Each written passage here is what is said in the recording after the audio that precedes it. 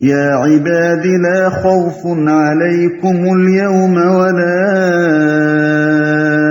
أنتم تحزنون الذين آمنوا بآياتنا وكانوا مسلمين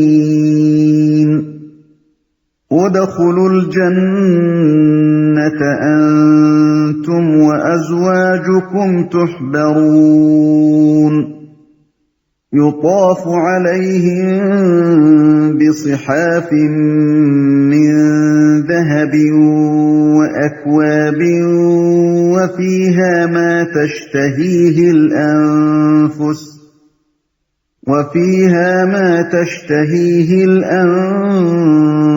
وتلذ الأعين وأنتم فيها خالدون وتلك الجنة التي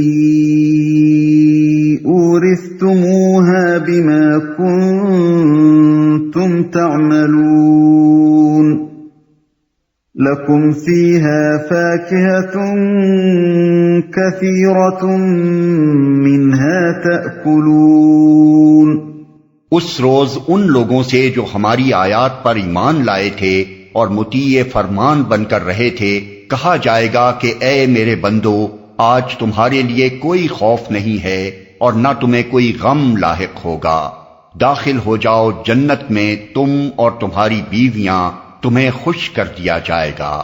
ان کے آگے سونے کے تھال اور ساغر گردش کرائے جائیں گے اور ہر من بھاتی اور نگاہوں کو لذت دینے والی چیز وہاں موجود ہوگی۔ ان سے کہا جائے گا تم اب یہاں ہمیشہ رہو گے، تم اس جنت کے وارث اپنے ان اعمال کی وجہ سے ہوئے ہو جو تم دنیا میں کرتے رہے۔ تمہارے لیے یہاں بکثرت فواکہ موجود ہیں جنہیں تم کھاؤ گے۔ تم اور تمہاری بیویاں، اصل میں ازواج کا لفظ استعمال ہوا ہے جو بیویوں کے لیے بھی استعمال ہو سکتا ہے اور ایسے لوگوں کے لیے بھی جو کسی شخص کے ہم مشرب، ہم جولی اور ہم جماعت ہوں۔ یہ وسیع المعنی لفظ اسی لیے استعمال کیا گیا ہے تاکہ اس کے مفہوم میں دونوں داخل ہو جائیں۔ اہل ایمان کی مومن بیویاں بھی ان کے ساتھ ہوں گی اور ان کے مومن دوست بھی جنت میں ان کے رفیق ہوں گے۔ ان المجرمین فی عذاب جہنم خالدون لا يفتر عنهم وهم فيه مبلسون وما ظلمناهم ولكن كانوا هم الظالمين۔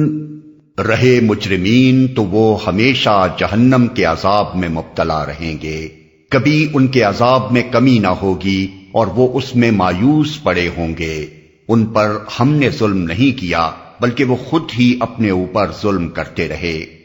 وَنَادَوْا يَا مَالِكُ لِيَقْضِ عَلَيْنَا رَبُّكَ قَالَ إِنَّكُمْ مَاكِثُونَ لَقَدْ جِئْنَاكُمْ بِالْحَقِّ وَلَكِنَّ أَكْثَرَكُمْ لِلْحَقِّ كَارِهُونَ۔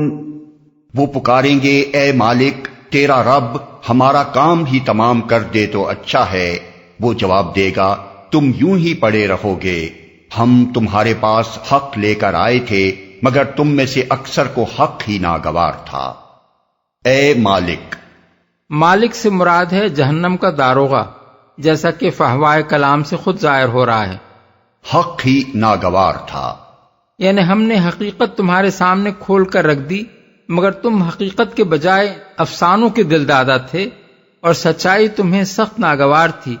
اب اپنے اس احمقانہ انتخاب کا انجام دیکھ کر بلبلاتے کیوں ہو سکتا ہے کہ یہ داروغہ جہنم ہی کے جواب کا ایک حصہ ہو، اور یہ بھی ہو سکتا ہے کہ اس کا جواب تم یوں ہی پڑے رہو گے پر ختم ہو گیا ہو، اور یہ دوسرا فقرہ اللہ تعالیٰ کا اپنا ارشاد ہو۔ پہلی صورت میں داروغہ جہنم کا یہ قول کہ ہم تمہارے پاس حق لے کر آئے تھے، ایسا ہی ہے جیسے حکومت کا کوئی افسر حکومت کی طرف سے بولتے ہوئے ہم کا لفظ استعمال کرتا ہے، اور اس کی مراد یہ ہوتی ہے کہ ہماری حکومت نے یہ کام کیا یا یہ حکم دیا۔ أَمْ أَبْرَمُوا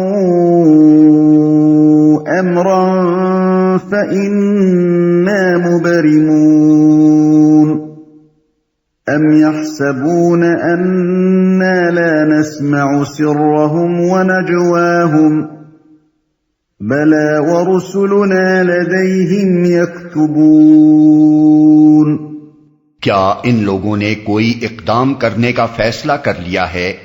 اچھا تو ہم بھی پھر ایک فیصلہ کیے لیتے ہیں۔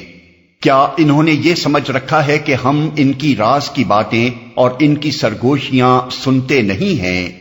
ہم سب کچھ سن رہے ہیں اور ہمارے فرشتے ان کے پاس ہی لکھ رہے ہیں۔ فیصلہ کر لیا ہے۔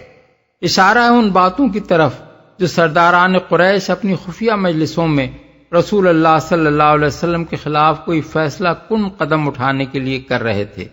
قل ان كان للرحمن ولد فانا اول العابدین، ان سے کہو اگر واقعی رحمان کی کوئی اولاد ہوتی تو سب سے پہلے عبادت کرنے والا میں ہوتا۔ مطلب یہ ہے کہ میرا کسی کو خدا کی اولاد نہ ماننا اور جنہیں تم اس کی اولاد قرار دے رہے ہو ان کی عبادت سے انکار کرنا کسی ضد اور ہٹ دھرمی کی بنا پر نہیں ہے۔ میں جس بنا پر اس سے انکار کرتا ہوں وہ صرف یہ ہے کہ کوئی خدا کا بیٹا یا بیٹی نہیں ہے اور تمہارے یہ عقائد حقیقت کے خلاف ہیں، ورنہ میں تو خدا کا ایسا وفادار بندہ ہوں کہ اگر بالفرض حقیقت یہی ہوتی تو تم سے پہلے میں بندگی میں سر جھکا دیتا۔ سبحان رب السماوات والأرض رب العرش عما يصفون فذرهم يخوضوا ويلعبوا حتى يلاقوا يومهم الذي يوعدون۔ پاک ہے آسمانوں اور زمین کا فرما روا، عرش کا مالک ان ساری باتوں سے جو یہ لوگ اس کی طرف منسوب کرتے ہیں۔ اچھا انہیں اپنے باطل خیالات میں غرق اور اپنے کھیل میں منہمک رہنے دو یہاں تک کہ یہ اپنا وہ دن دیکھ لیں جس کا انہیں خوف دلایا جا رہا ہے۔ وَهُوَ الَّذِي فِي السَّمَاءِ إِلَٰهٌ وَفِي الْأَرْضِ إِلَٰهٌ وَهُوَ الْحَكِيمُ الْعَلِيمُ۔ وہی ایک آسمان میں بھی خدا ہے اور زمین میں بھی خدا، اور وہی حکیم و علیم ہے۔ یعنی آسمان اور زمین کے خدا الگ الگ نہیں ہیں بلکہ ساری کائنات کا ایک ہی خدا ہے۔ اسی کی حکمت اس پورے نظام کائنات میں کارفرما ہے اور وہی تمام حقائق کا علم رکھتا ہے۔ وَتَبَارَكَ الَّذِي لَهُ مُلْكُ السَّمَاوَاتِ وَالْأَرْضِ وَمَا بَيْنَهُمَا وَعِندَهُ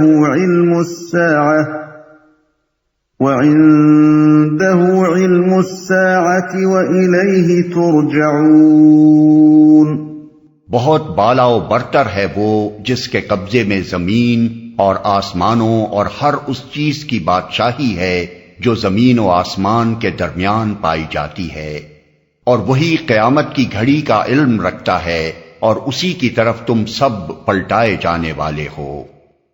زمین و آسمان کے درمیان پائی جاتی ہے، یعنی اس کی ہستی اس سے بدرجہ بلند و برتر ہے کہ کوئی خدائی میں اس کا شریک ہو اور اس عظیم کائنات کی فرمانروائی میں کچھ بھی دخل رکھتا ہو۔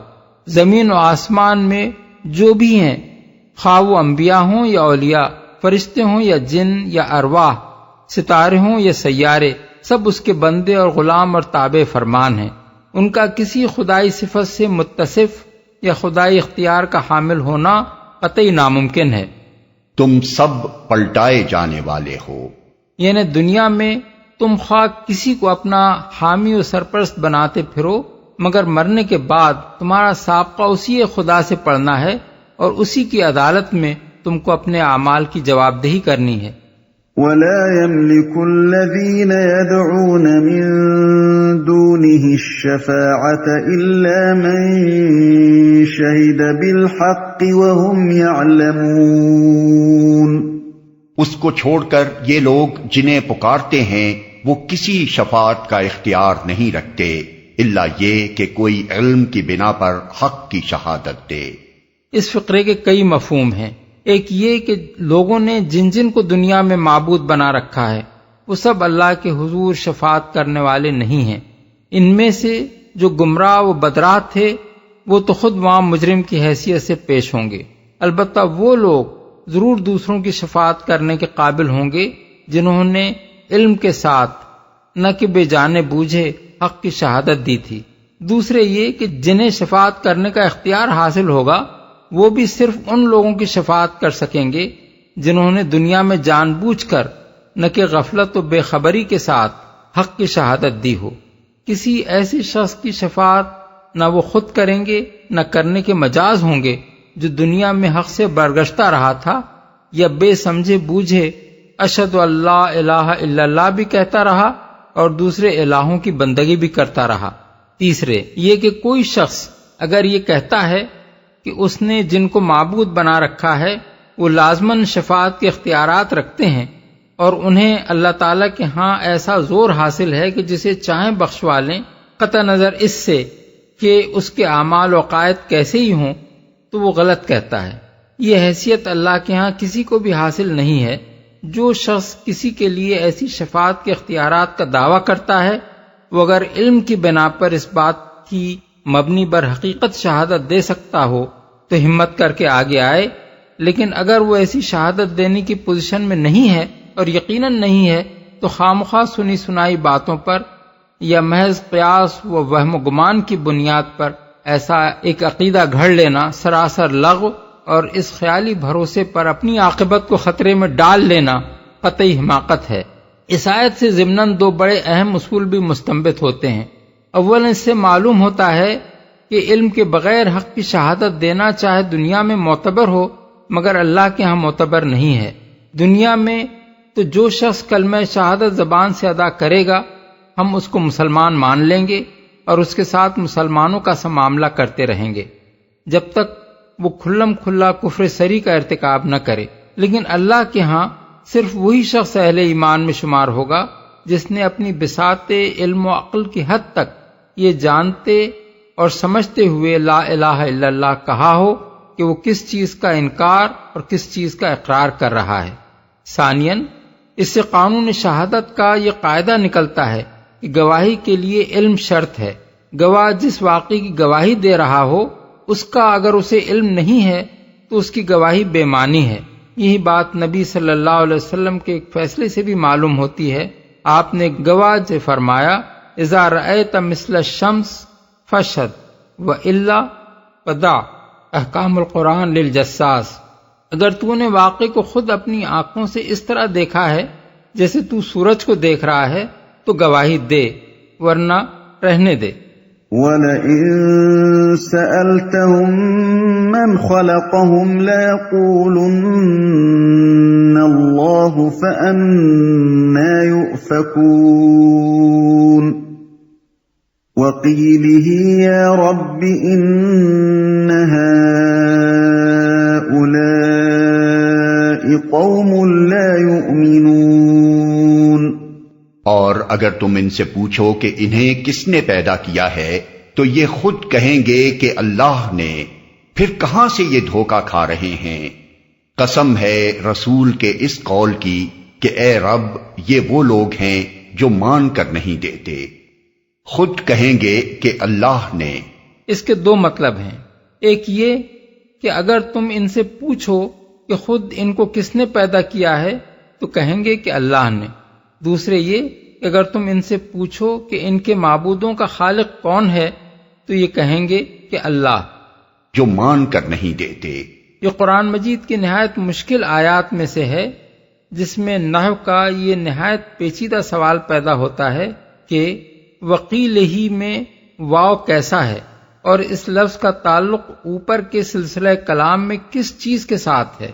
مفسرین نے اس پر بہت کچھ کلام کیا ہے مگر کوئی تشفی بخش بات مجھے ان کے ہاں نہیں ملی۔ میرے نزدیک سب سے زیادہ صحیح بات وہی ہے جو شاہ عبد القادر صاحب کے ترجمے سے مترشح ہوتی ہے، یعنی اس میں واو عطف کا نہیں ہے بلکہ قسمیہ ہے اور اس کا تعلق فَأَنَّا يُؤْفَكُونَ سے ہے، اور قیل ہی کی ضمیر رسول اللہ صلی اللہ علیہ وسلم کی طرف پھرتی ہے، جس پر یا رب ان ہؤلاء قوم لا یؤمنون کا فقرہ صریح دلالت کر رہا ہے۔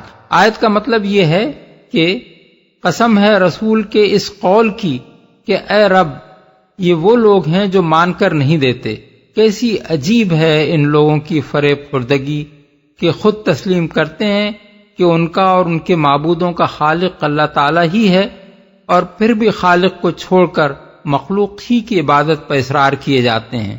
رسول کے اس قول کی قسم کھانے کا مدعا یہ ہے کہ ان لوگوں کی یہ روش صاف ثابت کیے دے رہی ہے کہ فی الواقع یہ ہٹ دھرم ہے، کیونکہ ان کے رویے کا غیر معقول ہونا ان کے اپنے اعتراف سے ظاہر ہے، اور ایسا غیر معقول رویہ صرف وہی شخص اختیار کر سکتا ہے جو نہ ماننے کا فیصلہ کیے بیٹھا ہو۔